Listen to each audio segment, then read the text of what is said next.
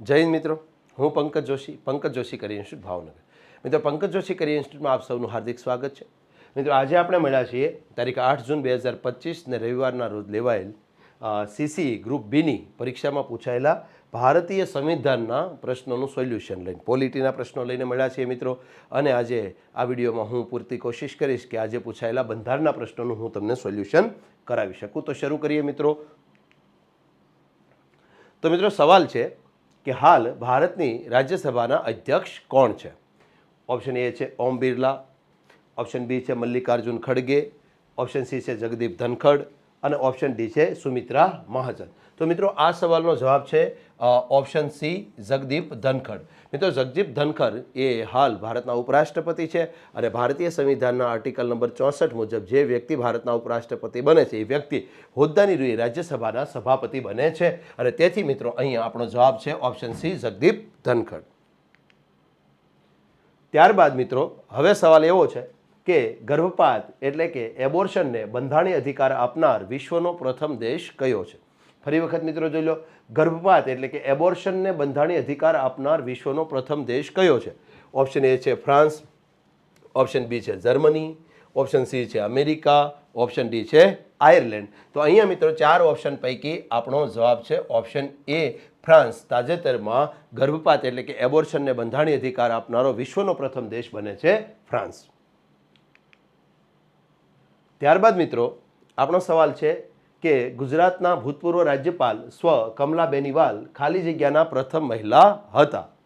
Option A છે ગુજરાતના, option B છે હરિયાણાના, ઓપ્શન સી છે ઉત્તર પ્રદેશના અને ઓપ્શન ડી છે રાજસ્થાનના. તો મિત્રો, અહીંયા 4 ઓપ્શન પૈકી આપણો જવાબ છે ઓપ્શન ડી. ગુજરાત રાજ્યના ભૂતપૂર્વ રાજ્યપાલ શ્રીમતી કમલા બેનિવાલ એ રાજસ્થાન રાજ્યના પ્રથમ મહિલા મંત્રી હતા અને તેથી આપણો જવાબ છે ઓપ્શન ડી રાજસ્થાન. ત્યારબાદ આપણો સવાલ એવો છે કે ખાલી જગ્યા એ ભારતીય બંધારણનો 1948માં પ્રારંભિક મુસદ્દો તૈયાર કર્યો હતો. તો મિત્રો, અહીંયા સવાલ એવો છે કે ભારતના બંધારણનો પ્રથમ મુસદ્દો નીચેનામાંથી કોણે તૈયાર કર્યો હતો? ઓપ્શન એ છે રામ મનોહર લોહિયા, ઓપ્શન બી છે રામ મનોહર સિન્હા, ઓપ્શન ડી છે શ્યામાપ્રસાદ મુખર્જી, ઓપ્શન સી છે શ્યામાપ્રસાદ મુખર્જી, ઓપ્શન ડી છે બેનિગલ નરસિંહ રાવ. તો મિત્રો, આ 4 ઓપ્શન પૈકી આપણો જે આ સવાલ છે એનો જવાબ છે ઓપ્શન ડી સર બી એન રાવ, સર બેનિગલ નરસિંહ રાવ. મિત્રો, આપ સૌ જાણો છો કે બી એન રાવ, સર બેનિગલ નરસિંહ રાવ ભારતીય બંધારણ સભાના સલાહકાર સભ્ય હતા, કોન્સ્ટિટ્યુશનલ એડવાઇઝર હતા અને આ સર બી એન રાવ દ્વારા ભારતના બંધારણનો મુસદ્દો તૈયાર કરવા માટે જે તે સમયે લગભગ 60 જેટલા દેશના બંધારણનો અભ્યાસ કરવામાં આવ્યો અને ભારતીય બંધારણનો પ્રથમ મુસદ્દો સર બેનિગલ નરસિંહ રાવ દ્વારા તૈયાર કરવામાં આવેલો. તેથી અહીં આપણો જવાબ છે option D sir Benegal Narsing Rao. ત્યારબાદ આપણો સવાલ છે કે ભારતીય બંધારણમાં નીચેના પૈકી કઈ બાબત કેનેડાના બંધારણમાંથી લેવામાં આવી નથી? મિત્રો, ખાસ નોંધો, અહીંયા સવાલ બરાબર વાંચો. ભારતીય બંધારણમાં નીચેનામાંથી કઈ બાબત કેનેડાના બંધારણમાંથી લેવામાં આવી નથી? તો જોતા જઈએ. પહેલું છે સમવાય તંત્ર. તો મિત્રો, સમવાય તંત્રને લગતી જોગવાઈ આપણે કેનેડાના બંધારણ ઉપરથી લીધેલી છે. કારણ કે કેન્દ્ર સરકાર અને રાજ્ય સરકાર વચ્ચે સત્તાના વિભાજનની જોગવાઈ આપણે કેનેડાના બંધારણ ઉપરથી લીધેલી છે. બીજું, કેન્દ્ર દ્વારા રાજ્યના રાજ્યપાલની નિમણૂક. તો મિત્રો, આ જોગવાઈ પણ આપણે કેનેડાના બંધારણ ઉપરથી લીધેલી છે. કારણ કે કેનેડાની જેમ આપણા દેશમાં પણ રાજ્ય કરતાં કેન્દ્ર સરકાર વધારે શક્તિશાળી છે અને તેથી રાજ્યના રાજ્યપાલની નિમણૂક કેન્દ્ર સરકાર દ્વારા થાય છે. આ પ્રકારની જોગવાઈ કેનેડાના બંધારણ ઉપરથી લીધેલી છે. ત્યારબાદ ત્રીજું છે સર્વોચ્ચ અદાલતની સલાહ આપવા લગત સત્તા. ચલો મિત્રો, તો આ પણ આપણે કેનેડાના બંધારણ ઉપરથી લીધું છે. આપ સૌ જાણો છો કે ભારતીય બંધારણના અનુચ્છેદ નંબર 143 મુજબ ભારતના રાષ્ટ્રપતિ ભારતીય સુપ્રીમ કોર્ટ પાસેથી સલાહ માગી શકે છે અને જો રાષ્ટ્રપતિ સલાહ માગે તો સુપ્રીમ કોર્ટ ભારતના રાષ્ટ્રપતિને સલાહ આપી શકે છે. આ પ્રકારની જોગવાઈ આપણે કેનેડાના બંધારણ ઉપરથી લીધેલી છે. ત્યારબાદ ઓપ્શન ડી છે રાજ્યસભામાં સભ્યોની નિયુક્તિ. તો મિત્રો, આ જોગવાઈ આપણે કેનેડાના બંધારણ ઉપરથી લીધેલી નથી. ઓકે, અને તેથી મિત્રો, આ સવાલમાં આપણો જવાબ છે ઓપ્શન ડી રાજ્યસભામાં સભ્યોની નિયુક્તિ કરવાની જોગવાઈ આપણે આયર્લેન્ડના બંધારણ ઉપરથી લીધેલી છે અને તેથી મિત્રો, અહીંયા આપણો જવાબ છે ઓપ્શન ડી, જે આપણે કેનેડાના બંધારણ ઉપરથી નથી લીધેલી. ત્યારબાદ એવો સવાલ છે કે નીચેના પૈકી કયા મૂળભૂત અધિકાર કટોકટી દરમિયાન પણ સ્થગિત કરી શકાતા નથી?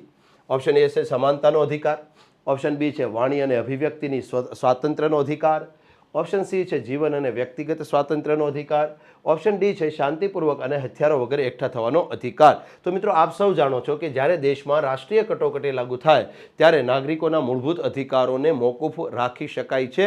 રાષ્ટ્રપતિ નાગરિકોના મૂળભૂત અધિકારોને મોકૂફ રાખી શકે છે અને આ પ્રકારની જોગવાઈ ભારતીય બંધારણના આર્ટિકલ નંબર 359માં છે. પણ મિત્રો ખાસ નોંધો કે 44મો બંધારણીય સુધારો 1978થી એવું નક્કી થયેલું છે કે આર્ટિકલ 20 અને આર્ટિકલ નંબર 21થી મળતા મૂળભૂત અધિકાર તો ખુદ રાષ્ટ્રપતિ પણ ક્યારેય મોકૂફ રાખી શકતા નથી અને તેથી મિત્રો અહીંયા આપણો જવાબ છે ઓપ્શન સી જીવન અને વ્યક્તિગત સ્વાતંત્ર્યનો અધિકાર. આ એવો અધિકાર છે કે જેને કટોકટી દરમિયાન પણ મોકૂફ રાખી શકાતો નથી. તેથી આપણો જવાબ છે ઓપ્શન સી. ત્યારબાદ વાત કરીએ કે બંધારણમાં સુધારાનો ખરડો ખાલી જગ્યા રજૂ થઈ શકે છે. ઓપ્શન એ ફક્ત લોકસભામાં, ઓપ્શન બી ફક્ત રાજ્યસભામાં, ઓપ્શન સી સર્વોચ્ચ અદાલતમાં, ઓપ્શન ડી લોકસભા અથવા રાજ્યસભામાં. તો મિત્રો અહીંયા સવાલ એવો છે કે બંધારણીય સુધારાનો ખરડો પ્રથમ ભારતીય સંસદના બેમાંથી કયા ગૃહમાં રજૂ થઈ શકે? તો ઓપ્શન એ ફક્ત લોકસભામાં, તો એ નથી, કારણ કે ફક્ત લોકસભામાં રજૂ થઈ શકે એવી કોઈ જોગવાઈ નથી. ફક્ત રાજ્યસભામાં એવી પણ કોઈ જોગવાઈ નથી. સર્વોચ્ચ અદાલતમાં તો રજૂ કરવાનો પ્રશ્ન જ નથી અને તેથી મિત્રો અહીંયા આપણો જવાબ બને છે ઓપ્શન ડી લોકસભા અથવા રાજ્યસભા. મિત્રો ભારતીય બંધારણના આર્ટિકલ નંબર 368 મુજબ બંધારણીય સુધારાના ખરડાને પ્રથમ સંસદના બેમાંથી કોઈ પણ ગૃહમાં રજૂ કરી શકાય છે. લોકસભામાં કરો તોય ઠીક છે, રાજ્યસભામાં કરો તોય ઠીક છે અને તેથી મિત્રો આપણો જવાબ અહીંયા છે ઓપ્શન ડી લોકસભા અથવા રાજ્યસભા. ત્યારબાદ અહીંયા એક એવો સવાલ છે મિત્રો કે નીચેના પૈકી કઈ બાબતે સરકારીય આયોગની રચના કરવામાં આવી હતી? સરકારીય આયોગની રચના કઈ બાબતે થઈ હતી? ઓપ્શન એ સંઘ અને રાજ્યો વચ્ચેના સંબંધો, ઓપ્શન બી પંચાયતી રાજ બાબતે, ઓપ્શન સી ચૂંટણી સંબંધિત સુધારાઓ બાબતે, ઓપ્શન ડી નાણાં ક્ષેત્રના સુધારાઓ બાબતે. તો મિત્રો આ જે 4 ઓપ્શન છે એ પૈકી તમને કહી દઉં કે સરકારીય આયોગની રચના ઈસવીસન 1983માં કેન્દ્ર સરકાર દ્વારા કરવામાં આવેલી અને આ આયોગની અંદર કુલ 3 સભ્યો હતા અને આ આયોગે કુલ 247 જેટલી ભલામણો કરેલી અને આ જે આયોગ હતું એનું મુખ્ય કાર્ય હતું ભારતના કેન્દ્ર સરકાર અને રાજ્ય સરકાર વચ્ચેના જે સંબંધો છે એ બાબતે તપાસ કરવી અને તેથી મિત્રો અહીંયા આપણો જવાબ છે ઓપ્શન એ સંઘ અને રાજ્ય વચ્ચેના સંબંધોની તપાસ કરવા માટે 1983માં સરકારીય આયોગની રચના થઈ હતી. ઓકે, ત્યારબાદ સવાલ છે નીચેની પૈકી કઈ બાબતોનો સમાવેશ સમવર્તી યાદીમાં થાય છે? ઓપ્શન એ છે સમાચાર પત્રો, પુસ્તકો અને છાપખાના, ઓપ્શન બી છે મત્સ્ય ક્ષેત્રો, ઓપ્શન સી છે બજારો અને મેળા, ઓપ્શન ડી છે વીમો. તો મિત્રો અહીંયા જે આપણને 4 ઓપ્શન આપ્યા છે એ પૈકી આપણો જવાબ છે એ આ છે ઓપ્શન એ સમાચાર પત્ર, પુસ્તકો અને છાપખાના એ સંયુક્ત યાદીનો વિષય છે અને આને લગતા કાયદા કેન્દ્ર પણ બનાવી શકે છે અને રાજ્ય પણ બનાવી શકે. જ્યારે મત્સ્ય ક્ષેત્રો છે એ રાજ્ય યાદીનો વિષય છે, રાજ્ય યાદીનો વિષય છે. ત્યારબાદ બજારો અને મેળા મનોરંજન એ પણ રાજ્ય યાદીનો વિષય છે. ત્યારબાદ વીમો છે તો વીમો એ સંઘ યાદીનો વિષય છે. ઓકે, તો અહીંયા જે 4 ઓપ્શન આપ્યા છે એ પૈકી મત્સ્ય ક્ષેત્રો રાજ્ય યાદીનો વિષય છે, બજારો અને મેળા એ રાજ્ય યાદીનો વિષય છે, વીમો એ સંઘ યાદીનો વિષય છે અને તેથી મિત્રો આપણને અહીંયા પૂછ્યું છે કે સંયુક્ત યાદીનો વિષય કયો છે? તો જવાબ છે ઓપ્શન એ સમાચાર પત્રો, પુસ્તકો અને છાપખાના એ સંયુક્ત યાદીનો વિષય છે. ત્યારબાદ મિત્રો સવાલ છે સંસદના બેમાંથી કોઈ ગૃહનો સભ્ય કોઈ ગેરલાયકાતને આધીન બન્યો છે કે કેમ તે સંબંધી કોઈ પ્રશ્ન ઉપસ્થિત થાય તો તે પ્રશ્ન ખાલી જગ્યાને નિર્ણયાર્થે લખી મોકલવામાં આવશે. ઓપ્શન એ છે લોકસભાના અધ્યક્ષ, ઓપ્શન બી છે રાષ્ટ્રપતિ, ઓપ્શન સી છે ચૂંટણી આયોગ અને ઓપ્શન ડી છે સર્વોચ્ચ અદાલત. તો મિત્રો અહીંયા આપણો જવાબ છે ઓપ્શન બી રાષ્ટ્રપતિ.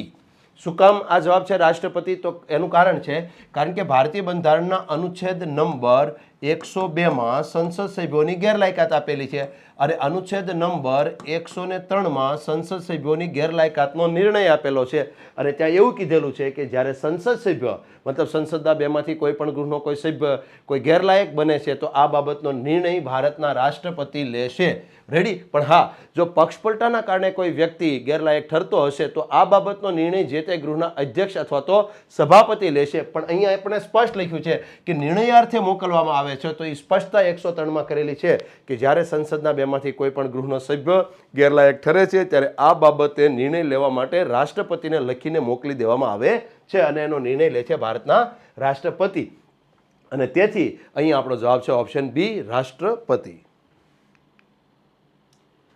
ત્યારબાદ એક સવાલ આવો છે મિત્રો કે અવિશ્વાસનો પ્રસ્તાવ લાવવા માટે લોકસભાના કેટલા સભ્યોએ તેને સમર્થન આપવું જરૂરી છે?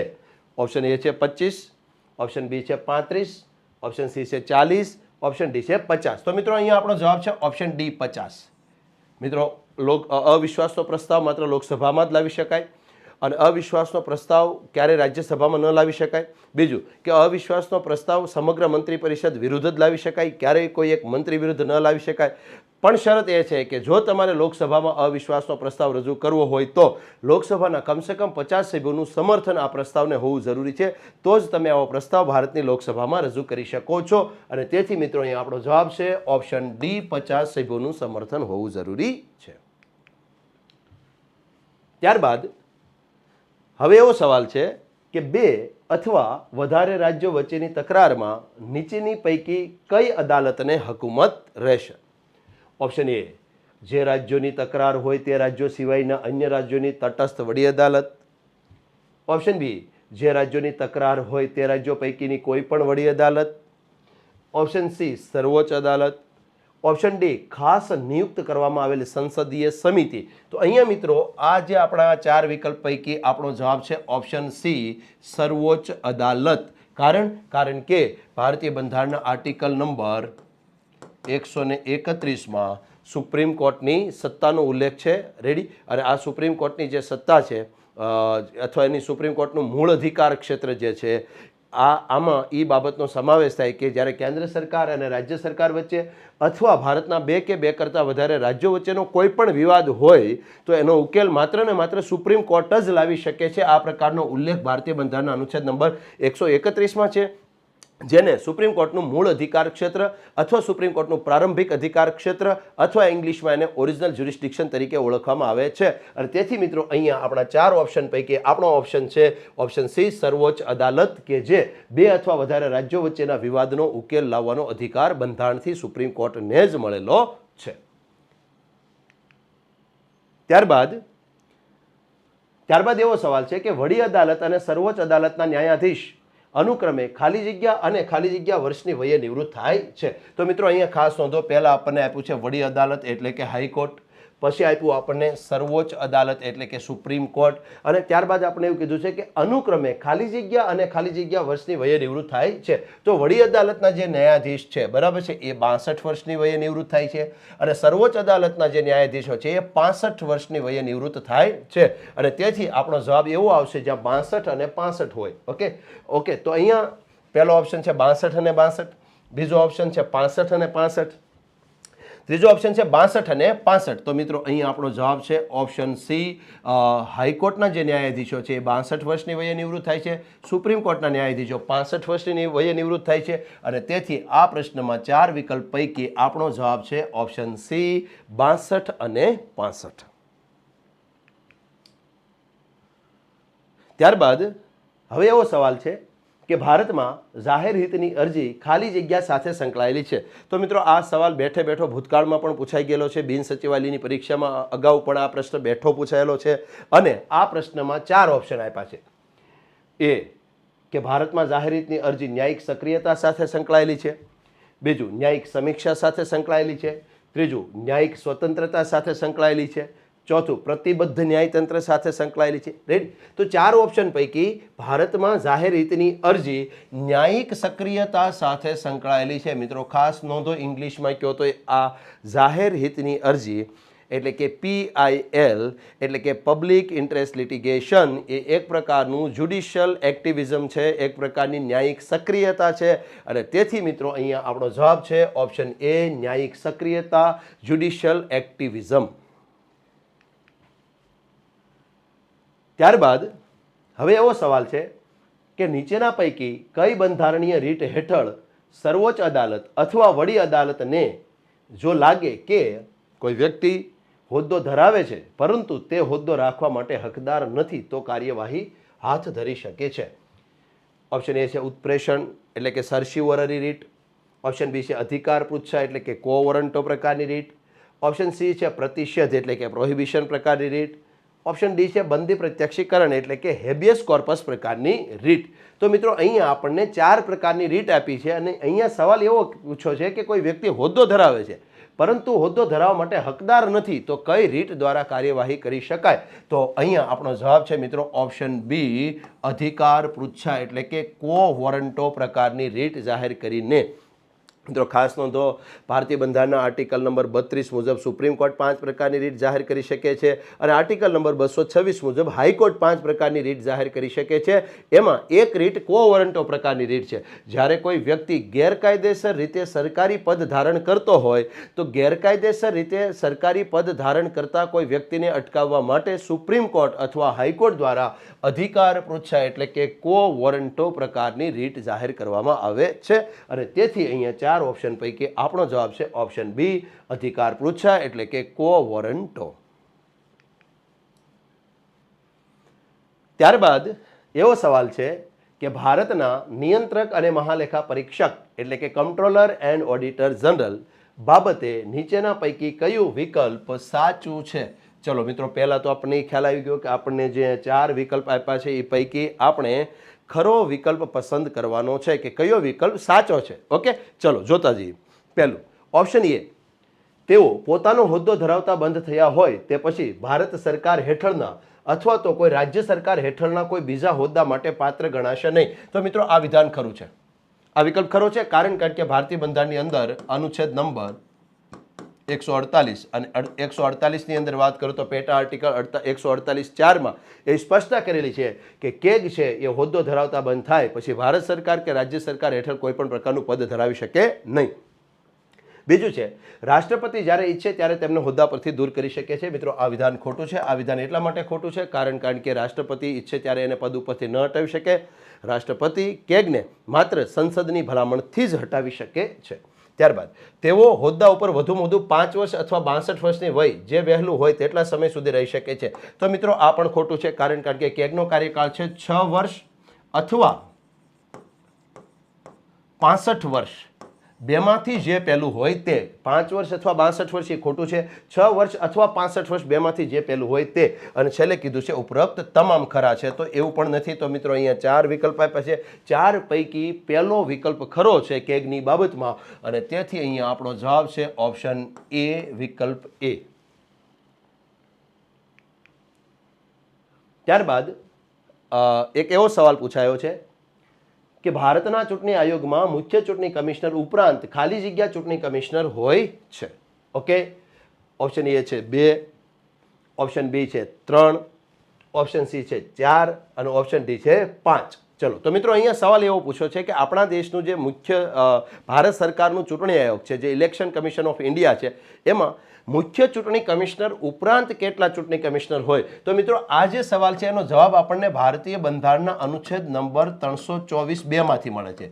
મિત્રો આર્ટિકલ નંબર 324 થી ચૂંટણી આયોગની રચના થાય છે અને આર્ટિકલ નંબર 324(2) માં એવું લખેલું છે કે ભારતનું ચૂંટણી આયોગ એક મુખ્ય ચૂંટણી કમિશનર અને રાષ્ટ્રપતિ નક્કી કરે તેટલા અન્ય ચૂંટણી કમિશનરનું બનશે. તો અત્યારે સ્થિતિ એવી છે કે એક મુખ્ય ચૂંટણી કમિશનર છે પ્લસ ભારતના રાષ્ટ્રપતિએ અન્ય ચૂંટણી કમિશનર તરીકે 2 નક્કી કરેલા છે અને તેથી હાલ ભારતના ચૂંટણી આયોગમાં ટોટલ 3 કમિશનર છે. 3 કમિશનર.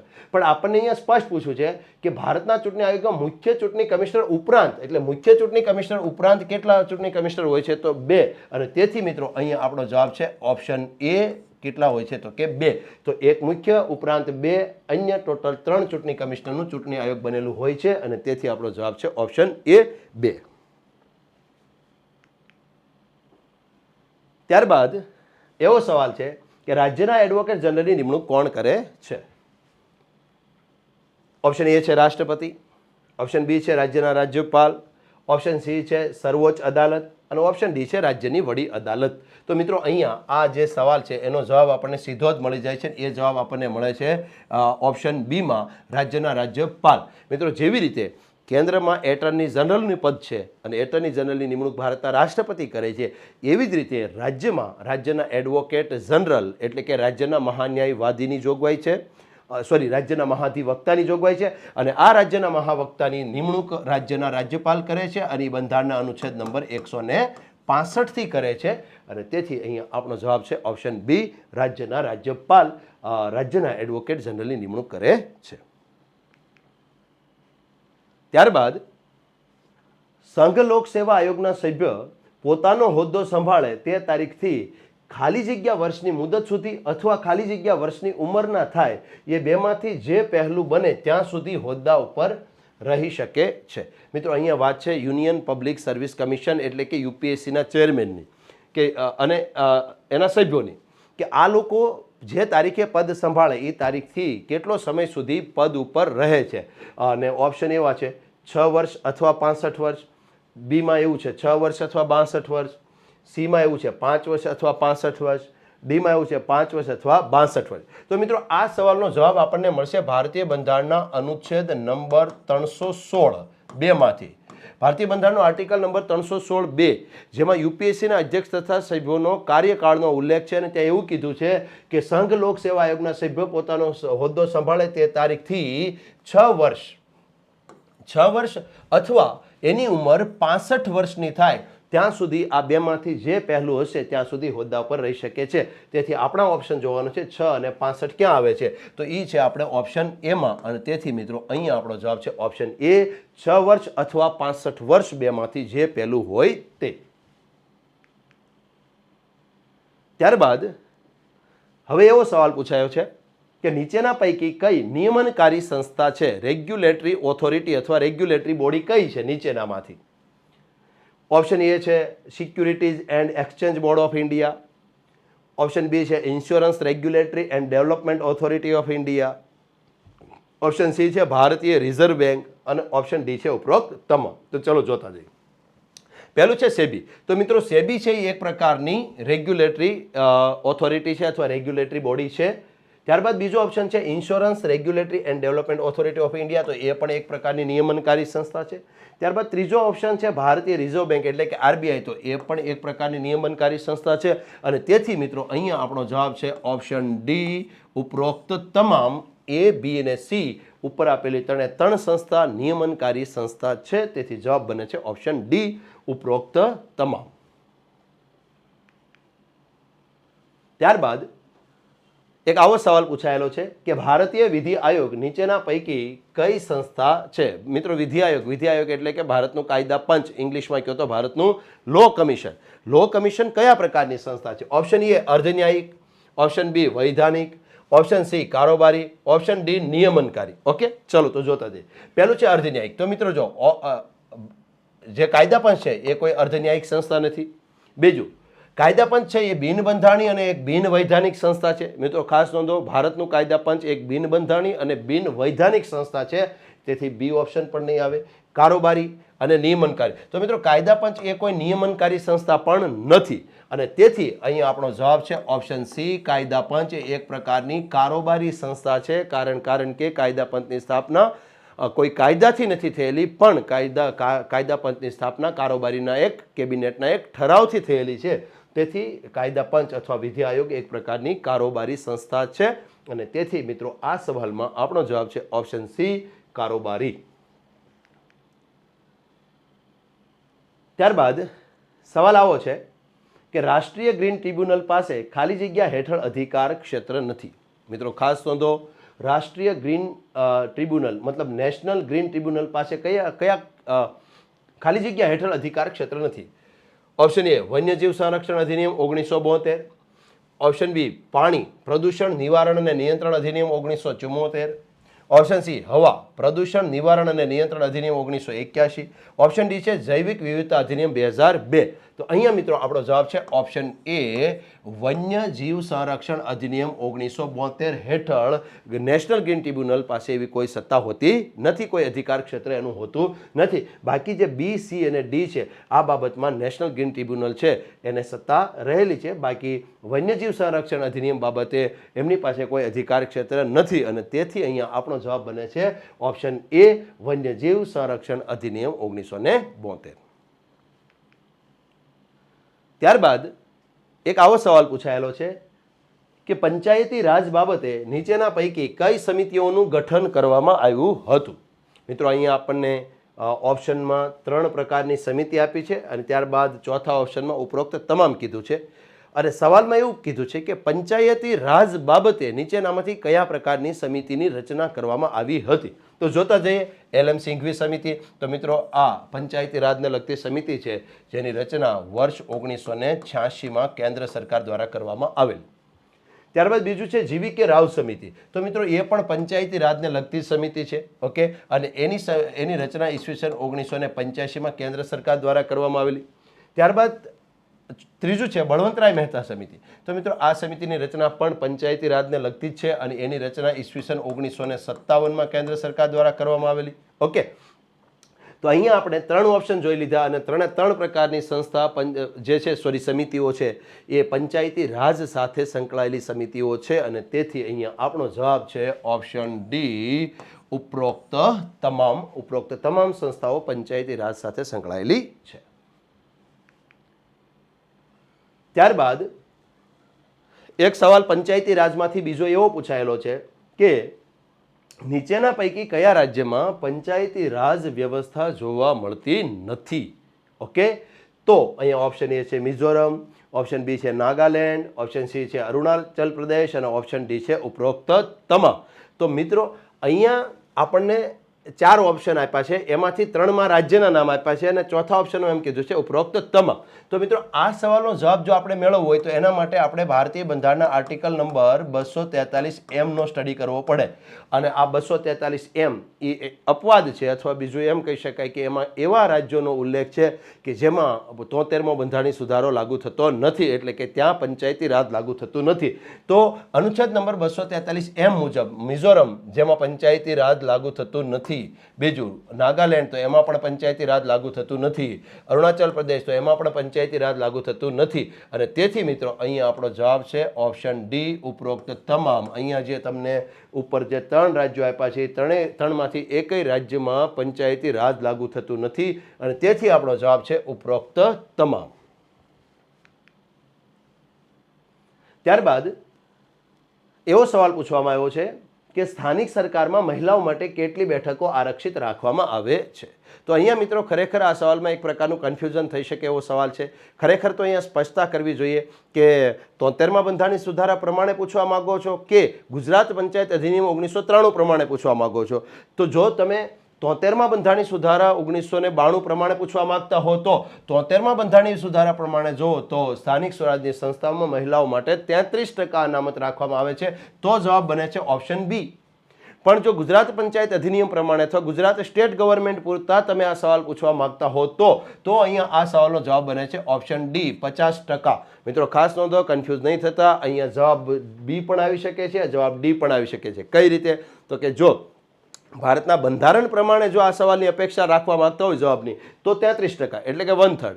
પણ જો ગુજરાત સ્ટેટ ગવર્મેન્ટ પૂરતી તમે આ જવાબની અપેક્ષા રાખતા હો તો અહીંયા જવાબ છે 50%, એટલે કે 1/2, એટલે કે હાફ, એટલે કે 50% બેઠકો અનામત રાખવામાં આવે છે. તેથી અહીંયા જવાબ આપણા ઓપ્શન બી અને ઓપ્શન ડી બંને બને છે. હવે જોઈએ છીએ જ્યારે આન્સર કે આવે છે ત્યારે સરકાર આને કયા સંદર્ભમાં લે છે. હા, અહીંયા કે 73મો બંધારણીય સુધારો એવી કોઈ સ્પષ્ટતા નથી કરેલી, એટલે એવી અપેક્ષા રાખી શકાય કે આ સંદર્ભે સવાલ પૂછવામાં આવ્યો છે. તો અહીંયા ગુજરાત રાજ્યમાં સ્થાનિક સ્વરાજની સંસ્થાઓમાં મહિલાઓ માટે 50% બેઠકો આરક્ષિત રાખવામાં આવે છે.